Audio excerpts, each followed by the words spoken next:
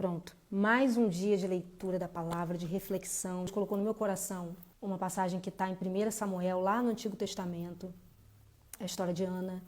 Eu vou ler um trechinho só e vou refletir só sobre um trechinho. Capítulo 1, 1 Samuel, o nascimento de Samuel. Samuel foi um profeta de Israel. Na época, o povo vivia ali em apostasia, as pessoas faziam o que queriam, era na época dos juízes, então não tinha um rei, não tinha alguém que direcionasse o povo.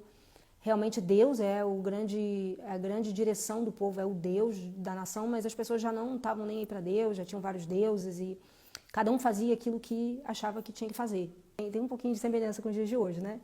Ah, tem Deus lá, mas deixa eu fazer o que eu quero. A gente muitas vezes vê coisas acontecendo e fala, poxa, Deus não está vendo? Deus está vendo, só que quando a gente perde a conexão com Ele, quando a gente não está nele, a gente perde essa bênção do Senhor. O povo estava distraído, como em muitos momentos a gente vê registrado na Bíblia como o povo se distraía. Nesse tempo do profeta Samuel, que ele nem tinha nascido ainda, ele vai contar do nascimento dele, ele realmente foi um homem levantado, escolhido, preparado por Deus para aquele tempo. Havia certo homem de Ramataim, Zufita, dos montes de Efraim, chamado Eucana, filho de Jeroão, neto de Eliú e bisneto de Tou. Ele tinha duas mulheres, uma se chamava Ana e a outra Penina. Penina tinha filhos, Ana, porém, não tinha. Todos os anos, esse homem subia de sua cidade a Siló para adorar e sacrificar ao Senhor dos Exércitos. Lá, Hofni e Finéias, os dois filhos de Eli, eram sacerdotes do Senhor. No dia em que Eucana oferecia sacrifícios, dava porções à sua mulher Penina e a todos os filhos e filhas dela. Mas a Ana dava uma porção dupla, porque a amava, apesar de que o Senhor a tinha deixado estéril. E porque o Senhor a tinha deixado estéril, sua rival a provocava continuamente a fim de irritá-la. Isso acontecia ano após ano. Sempre que Ana subia à casa do Senhor, sua rival a provocava e ela chorava e não comia. Eucana, seu marido, lhe perguntava, Ana, por que você está chorando? Por que não come? Por que está triste? Será que eu não sou melhor para você do que 10 filhos? Certa vez, quando terminou de comer e beber em Siló, estando o sacerdote Eli sentado numa cadeira junto à entrada do santuário do Senhor, Ana se levantou e, com a alma amargurada, chorou muito e orou ao Senhor.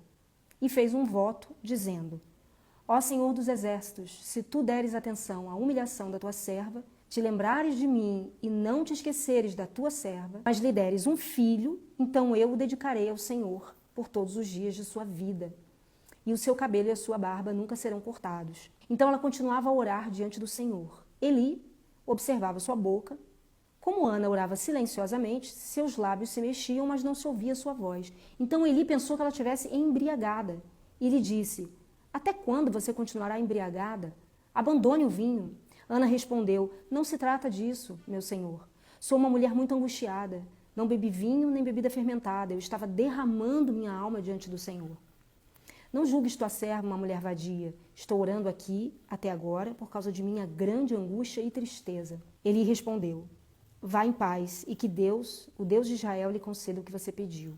E ela disse, espero que sejas benevolente para com tua serva. Então ela seguiu seu caminho, comeu e seu rosto já não estava mais abatido.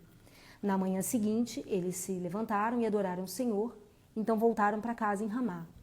Eucana teve relações com sua mulher Ana e o Senhor se lembrou dela.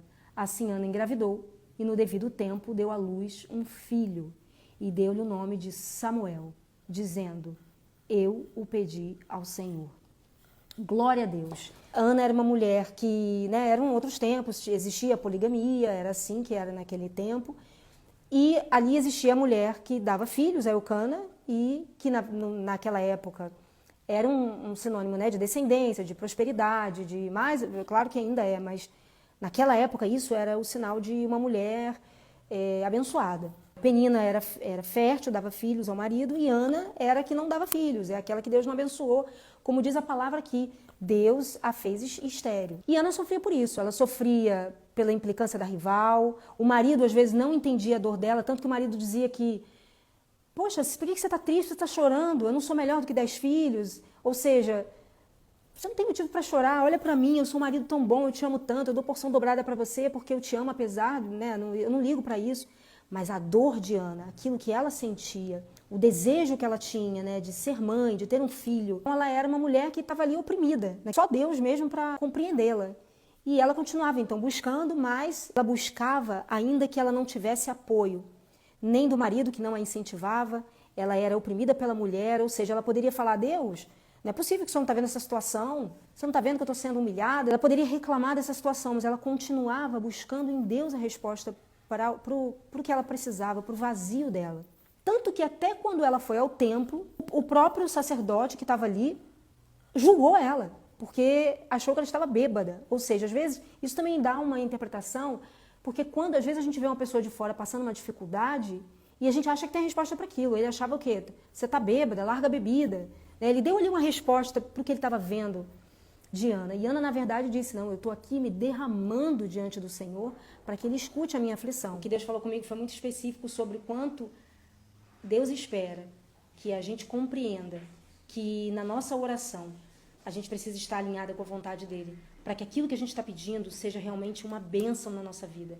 Muitas vezes a gente demora a entender por que as coisas não acontecem, porque Deus tem o tempo certo e o propósito certo para cada coisa. Então, às vezes, a gente está pedindo algo que, enquanto a gente não entende que é para glória de Deus, Deus não faz acontecer, porque a gente precisa primeiro alinhar o nosso coração à vontade dEle. Volto depois com o restante, tá? Beijo!